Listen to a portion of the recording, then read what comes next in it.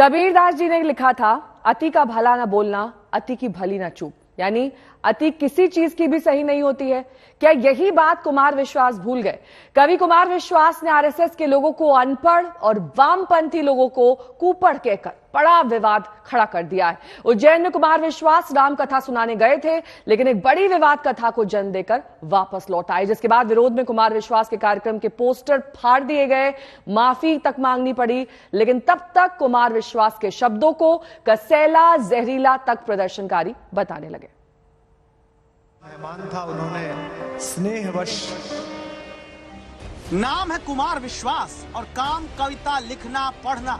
उज्जैन में राम कथा वाचन करने गए, लेकिन मर्यादा पुरुषोत्तम राम की कथा सुनाते सुनाते खुद मर्यादा लांघ गए, मर्यादाएं तोड़ दी और दूसरे की मर्यादा को तार तार करने के कटघरे में खड़े हो गए। कुमार विश्वास के खिलाफ प्रदर्शन हो रहा है।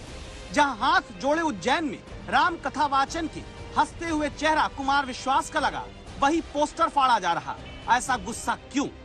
इसीलिए कुमार विश्वास की कथा के उस हिस्से को ध्यान से सुनिए, जहां खुद को ज्यादा समझदार, खुद को बड़ा पढ़ा लिखा और राम कथा का बड़ा जानकार बताने के चक्कर में संभव है कि कुमार विश्वास फिसल गए और आरएसएस के लोगों को अनपढ़ और वामपंथियों को कुपढ़ बता दिया।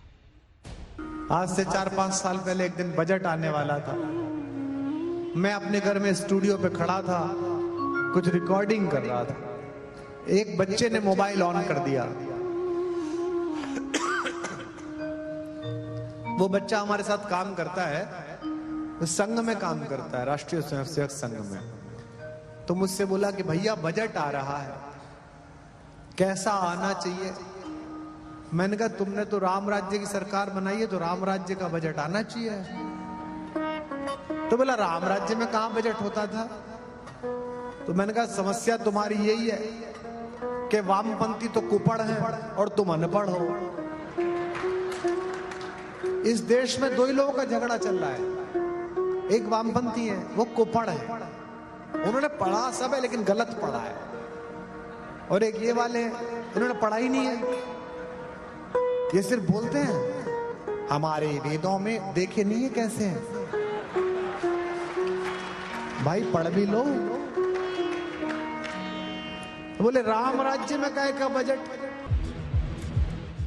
व्यक्ति निर्माण की बात करने वाला देश का 100 साल का होने जा रहा संगठन राष्ट्रीय स्वयंसेवक संघ और उससे जुड़े लोग कुमार विश्वास की नजर में अनपढ़ हैं, जिनकी राम कथा के मंच से मिमिक्री करते हुए मजाक कुमार विश्वास उड़ाते हैं। मैंने कहा समस्या तुम्हारी यही है कि वामपंथी तो कुपढ़ हैं और तुम अनपढ़ हो। इस देश में दो ही लोगों का झगड़ा चल रहा है। एक वामपंथी है, वो कुपढ़ है, उन्होंने पढ़ा सब है लेकिन गलत पढ़ा है। और एक ये वाले हैं, इन्होंने पढ़ा ही नहीं है, ये सिर्फ बोलते हैं हमारे वेदों में देखे नहीं है कैसे हैं। भाई पढ़ भी लो। बोले राम राज्य में काय का बजट।